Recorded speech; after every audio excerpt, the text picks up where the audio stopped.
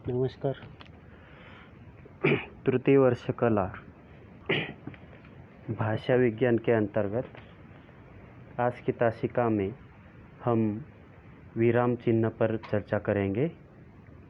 विराम चिन्ह क्या होता है, उनका प्रयोग कहाँ कहाँ पर होता है, उसके बारे में हम आज की तासिका में अध्ययन करेंगे।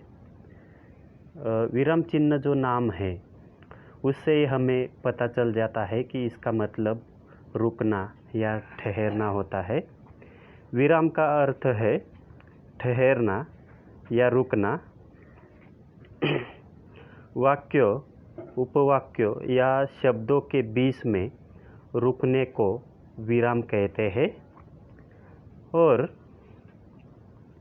रुकने के लिए जिन चीज़ों का प्रयोग किया जाता है उन्हें हम विराम चिन्ह कहते हैं।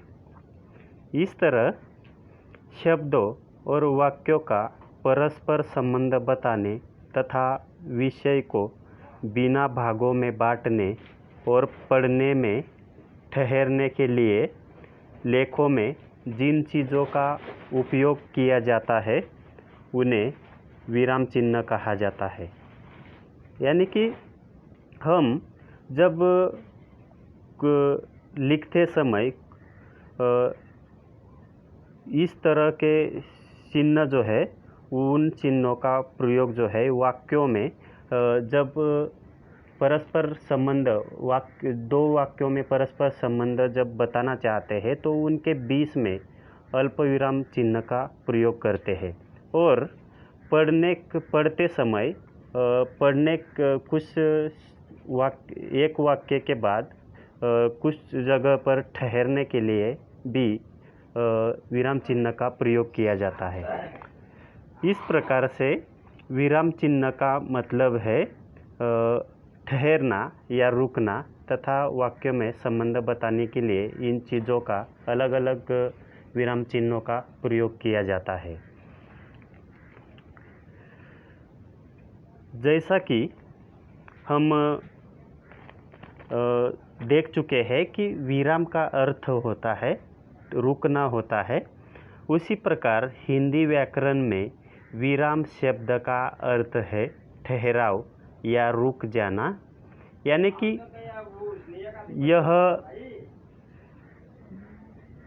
यह जो विराम चिन्ह है, जब एक व्यक्ति अपनी बात कहने के लिए, उसे समझने के लिए, किसी कथन पर बल देने के लिए तथा आश्चर्य आदि भावों की अभिव्यक्ति के लिए कहीं कम कहीं अधिक समय के लिए ठहरता है, तो तब इन चिन्हों का प्रयोग जो है वह वहाँ पर किया जाता है। यानी कि कुछ कहीं अधिक समय के लिए ठहरता है तो कभी कम समय के लिए ठहरता है। भाषा के लिखित रूप से कुछ समय ठहरने के स्थान पर जो निश्चित संकेत चिन्ह लगाए जाते हैं तो उसे हम विराम चिन्ह कहते हैं। यानी कि इन विराम चिन्हों का प्रयोग जो है वह कुछ जगह ठहरने के लिए तथा किसी दो वाक्यों के बीच संबंध बताने के लिए इन चिन्हों का प्रयोग अलग अलग जगह पर किया जाता है। विराम चिन्ह जो है वह बहुत प्रकार के होते हैं। इसमें अल्प विराम है, अर्ध विराम है, पूर्ण विराम है, प्रश्नवाचक चिन्ह है। यानी कि जहाँ पर प्रश्न उपस्थित किए जाते हैं उनके आगे जो है प्रश्न चिन्ह लगा दिया जाता है, तथा विस्मय सूचक चिन्ह। यानी कि हम ऐसे कुछ वाक्य होते हैं जिसमें कुछ विस्मय सूचक बातों को स्पष्ट करने के लिए किसी शब्द का प्रयोग करते हैं तो उसके आगे जो है विस्मय चिन्ह का प्रयोग करते हैं। अवतरण चिन्ह या उदाहरण चिन्ह, ये अवतरण चिन्ह जो होते हैं वो दो प्रकार के होते हैं। सिंगल अवतरण चिन्ह यानी कि एकहरा अवतरण चिन्ह तथा दोहरा अवतरण चिन्ह, तथा योजक चिन्ह यानी कि दो समान शब्द को जब हम लिखते हैं तो उनके बीच में योजक चिन्ह लगाते हैं। तथा कोष्टक चिन्ह यानी कि हम जब वाक्य लिखते हैं तो कोई शब्द ऐसा होता है जिसका अर्थ आसानी से नहीं समझ में आता, तो कोष्टक में हम उसका आसान सा शब्द जो है वह लिख देते हैं। तथा विवरण चिन्ह यानी कि हम जब विराम चिन्ह का विवरण देते हैं तो विराम चिन्ह के आगे विवरण चिन्ह लगाकर उसके आगे स्पष्टीकरण देते हैं। उसके उपरांत लोप चिन्ह यानी कि लोप चिन्ह का प्रयोग भी हम लिखते समय या पढ़ते समय करते हैं।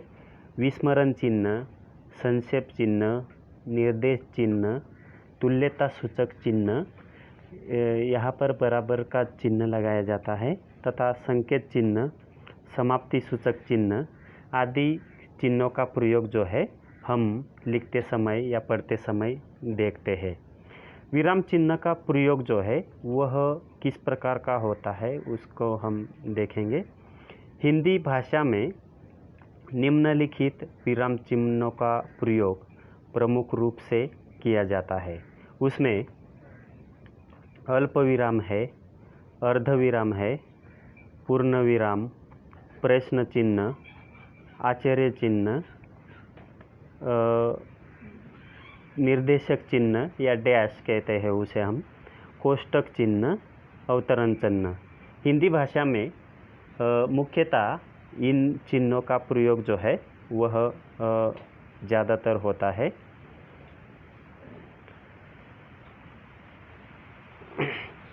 इसके इन चिन्हों का हम थोड़ा विस्तार से अध्ययन करेंगे। पहला, विराम चिन्हों में पहला चिन्ह जो है वह अल्प विराम है। यानी कि हिंदी भाषा में जिन चिन्हों का प्रयोग किया जाता है उनमें से कुछ मुख्य विराम चिन्हों को हम देखेंगे, उस पर चर्चा करेंगे। अल्प विराम, अल्प विराम शब्द से ही हमें पता चल जाता है कि थोड़ा सा ठहरना, इसके लिए थोड़ा सा ठहरना या रुकना, उसके लिए इस चिन्ह का प्रयोग किया जाता है। यानी कि जिस जगह पर हम थोड़ा सा ठहरते हैं वहाँ पर इस अल्प विराम चिन्ह का प्रयोग किया जाता है। अल्प विराम का अर्थ है थोड़ा सा रुकना। इस चिन्ह का उपयोग निम्नलिखित स्थान पर किया जाता है। 1, 2, 3 ऐसे करके हम देखेंगे। 1, जब एक ही शब्द भेद के दो शब्दों के बीच समुच्चय बोधक ना हो तो अल्प विराम चिन्ह का उपयोग किया जाता है। उदाहरणार्थ, वहाँ पीले हरे खेत दिखाई देते थे। यानी कि यहाँ पर दो शब्दों शब्द भेद के दो शब्दों के बीच जो है वहाँ पर इस चिन्ह का प्रयोग किया गया है। वहाँ पीले हरे खेत दिखाई देते थे। तथा दूसरा उदाहरण, वे लोग नदी नाले पार करते चले। यानी कि दो शब्दों के बीच जो है वहाँ पर इस चिन्ह का प्रयोग, शब्द के भेद जो है उसके बीच यहाँ पर अल्पविराम चिन्ह का प्रयोग किया जाता है। पदों में और वाक्यों में भी अल्पविराम का प्रयोग किया जाता है। उसमें पदों में पंकज, लक्ष्मण, राजेश, इन शब्दों के बाद जो है अल्पविराम चिन्ह का प्रयोग किया जाता है। और मोहन ने विद्यालय में प्रवेश लिया, यहाँ पर पंकज के बाद अल्पविराम आएगा, लक्ष्मण के बाद अल्पविराम, राजेश और मोहन ने विद्यालय में प्रवेश लिया। तथा वाक्यों में प्रयोग करते समय सोहन रोज़ खेल के मैदान में जाता है, खेलता है और वापस आने पर घर चला जाता है। यानी कि यहाँ पर मैदान में जाता है, यहाँ पर अल्पविराम चिन्ह का प्रयोग किया जाएगा। तथा दूसरा उदाहरण है, वह काम करता है क्योंकि वह गरीब है। यहाँ पर देखो, दो वाक्यों के बीच यहाँ पर अल्पविराम चिन्ह का प्रयोग किया गया है।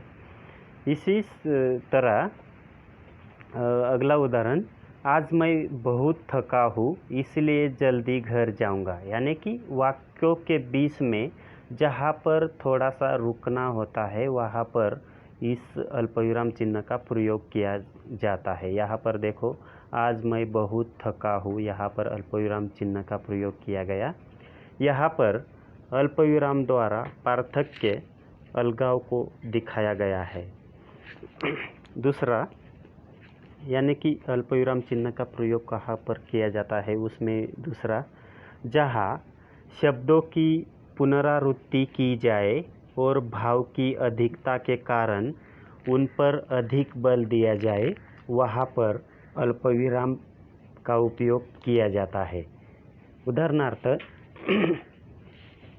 यहाँ पर शब्दों की पुनरावृत्ति हुई है और भाव की अधिकता के कारण उन शब्दों पर अधिक बल दिया गया है, वहाँ पर अल्पविराम चिन्ह का प्रयोग किया जाता है। उदाहरणार्थ, सुनो सुनो वह नाच रही है। यानी कि यहाँ पर सुनो के बाद अल्पविराम है तथा दूसरे शब्द सुनो के बाद, यानी कि यहाँ पर शब्दों की पुनरावृत्ति जहाँ पर की जाए या भाव की अधिकता के कारण शब्द पर उन पर अधिक बल दिया जाए, वहाँ पर अल्पविराम शब्द का प्रयोग किया जाता है। तीसरा, जब कोई शब्द जोड़े से आते हैं तब प्रत्येक जोड़े के बाद इस चिन्हों का प्रयोग किया जाता है। यानी कि ऐसे कोई शब्द जो है जोड़े से आते हैं, दो दो शब्द एक जब जोड़े के बाद लिखे जाते हैं तो वहाँ पर इन शब्दों के बाद अल्पविराम का प्रयोग किया जाता है। ईश्वर ने सुख दुख पाप पुण्य दिन रात यह सब बनाए हैं। यानी कि यहाँ पर दो शब्द जोड़े से आए हैं, उसके बाद में इस अल्पविराम चिन्ह का प्रयोग किया गया है। तथा दूसरा उदाहरण है, रोना और हंसना, आशा और निराशा, यहाँ पर इस अल्पविराम चिन्ह का प्रयोग किया गया है। इस प्रकार अल्पविराम चिन्ह जो है वह अलग अलग वाक्यों में अलग अलग प्रकार से प्रयोग किया जाता है। इसका आगे का जो पार्ट है वो हम अगली तासिका में देखेंगे।